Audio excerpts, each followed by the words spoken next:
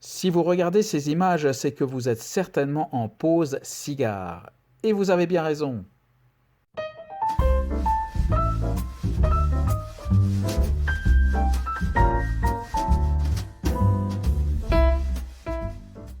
Bonjour et bienvenue sur la chaîne qui fait une halte aujourd'hui sur le terroir du Nicaragua avec un cigare de la marque Isambard. Cette marque a été lancée très précisément en juillet 2006 et à l'origine, c'est assez intéressant, la société Isambard Cigare a son siège en Suisse, dans la région de Genève, et son créateur n'est autre que le propriétaire du fameux blog Les Cigares selon Edmond. Vous pouvez taper tel quel Les Cigares selon Edmond sur Google et vous tomberez sur un blog vraiment très riche et de qualité.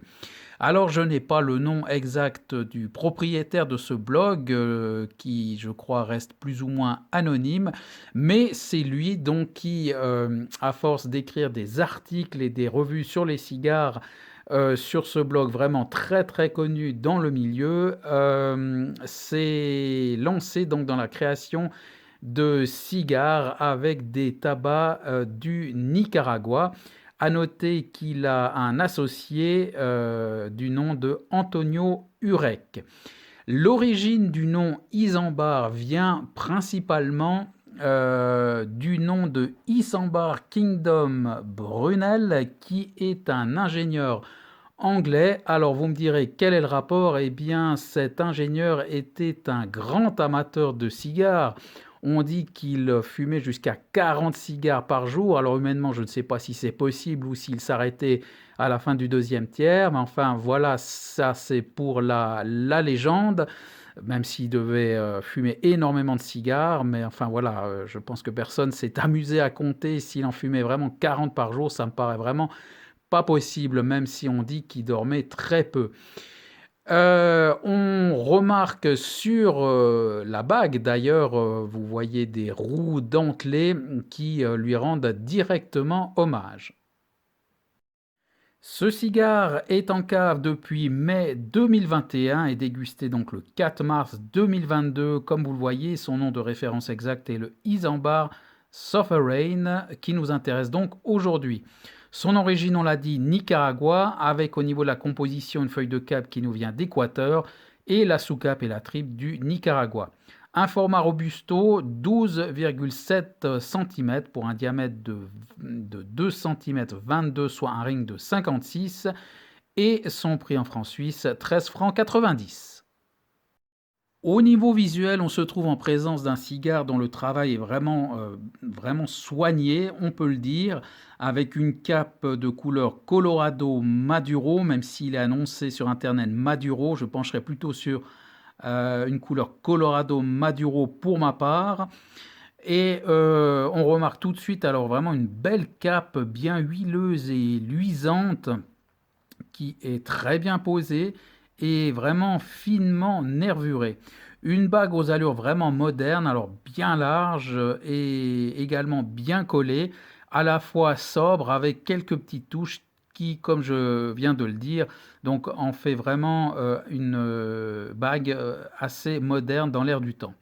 Au niveau du toucher, c'est une cape vraiment très lisse que l'on a sous les doigts. On sent vraiment les nervures de manière très très très fine. C'est très léger. Et puis le toucher est assez ferme, assez homogène, même si je détecte un point mou sous la bague au niveau de la fin du deuxième tiers. Les arômes qui nous viennent du pied alors, sont assez gourmands. On est dans un environnement de cuir léger avec un fond poivré. Puis viennent ensuite un chocolat noir et un café léger, je dirais café filtre, qui nous parviennent au nez. Au niveau du tirage accru, alors une belle résistance et les saveurs qui nous arrivent en bouche, alors c'est un joli cuir bien équilibré et l'on retrouve également ces notes poivrées en fond de bouche. Je procède à un allumage qui sera assez laborieux, je dois dire, mais une fois démarré, on retrouve tout de suite ces notes de cuir. Malheureusement, il y aura aussi un petit décalage qui va tout de suite se former, mais ce qui me frappe immédiatement, alors c'est une belle cendre bien blanche qui semble également bien compacte. Le cuir va ensuite se faire un peu plus doux sur ce premier tiers avec un fond de café léger que l'on retrouve. Le tout vraiment avec une texture assez veloutée. La fumée est assez douce, alors tout le long de la dégustation jusqu'à la fin, une fumée avec vraiment des parfums de fruits à coque très agréables et un encens vraiment doux sur ce premier tiers avec en toute fin des notes de torréfaction qui apparaissent. Le deuxième tiers, je vous le dis tout de suite, sera le plus intéressant avec une apparition de fruits à coque et le tout dans un ensemble vraiment toujours assez doux et gourmand. Peu de puissance et le cuir va s'effacer. Il y aura des belles notes d'espresso et de noix, je dirais une noix jaune, qui vont vraiment perdurer tout le long de ce deuxième tiers. Le décalage, lui, va se réguler de lui-même et je note toujours cette fumée vraiment douce, un fruit à coque, une belle noix mûre, fruitée, je dirais, qui nous parvient au nez. Sur la fin du deuxième tiers, après environ 1 heure de dégustation, la cendre va tomber. J'en profite pour faire un dégazage qui sera un bon dégazage, je dirais. Même s'il n'y avait pas d'âcreté, mais tout de même pas mal de gaz de combustion qui vont s'échapper. Par la suite, ce sera des notes de noix qui vont être encore plus prononcées, donc c'est assez agréable, toujours avec ce fond de ristretto, je dirais, oui, café serré, et cela va nous accompagner jusqu'à la fin de ce deuxième tiers. Le troisième tiers alors sera assez différent. Tout d'abord, il y a un nouveau décalage qui va apparaître sur le point mou que j'avais détecté. Et malheureusement, ce décalage va être quand même assez important et je vais être obligé de le corriger au briquet. C'est des notes de ristretto alors qui dominent là sur ce début de troisième tiers, donc ça reste quand même agréable. On remarque que la fumée, toujours aussi douce par contre, se fait plus lourde et la noix disparaît vraiment complètement et c'est le cuir qui va complètement dominer sur la fin de la dégustation qui va prendre le dessus. Alors tout d'abord un joli cuir agréable qui va se faire un tout petit peu plus âcre sur la fin.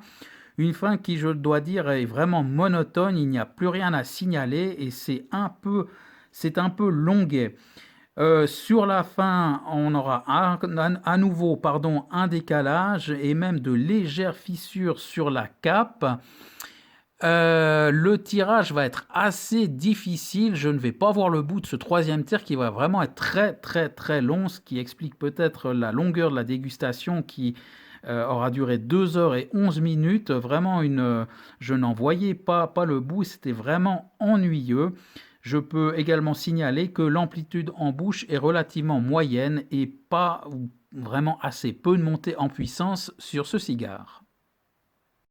On passe aux notes avec un joli visuel de 8,5 sur 10. Vraiment, ça donnait envie avec cette cape vraiment bien luisante qu'on devinait huileuse et puis cette belle bague sobre mais classe à la fois, bien large, moderne. Pas grand-chose à signaler sur ce très beau visuel. Comme je le disais, on sentait vraiment du travail soigné. D'ailleurs, la bague va se décoller sans aucune difficulté. Au niveau de la qualité de fabrication, 6,4. Alors, l'allumage compliqué. Je ne sais pas exactement à quoi c'était dû, peut-être un tirage assez serré, hein. Il était vraiment bien tassé. Et puis, alors, quand même, ces décalages, 3 décalages qui sont apparus. Une belle cendre blanche, là, ça monte plutôt la note, hein, une cendre relativement compacte, quoique un petit peu plus friable sur la fin, mais rien de vraiment inquiétant. Mais vraiment ces décalages et puis un tirage quand même compliqué sur la fin avec quelques légères fissures. Donc au niveau de la qualité de fabrication, comme je le disais, j'avais détecté un point mou. Je me demande s'il n'y en avait pas même un deuxième. Mais vraiment cette fin et ce dernier tiers a été, comme je l'ai dit, vraiment long, un peu compliqué et on sentait vraiment une qualité de fabrication là, relativement moyenne sur la fin. Au niveau de la palette aromatique 6,7, je dirais que c'est une bonne note. Il y a une belle évolution tout de même avec ces jolis cuirs, c'est bien équilibré entre les arômes, la puissance qui ne prend jamais le dessus. Le deuxième tiers était largement le meilleur. Malheureusement, la dégustation est quand même entachée par ce dernier tiers.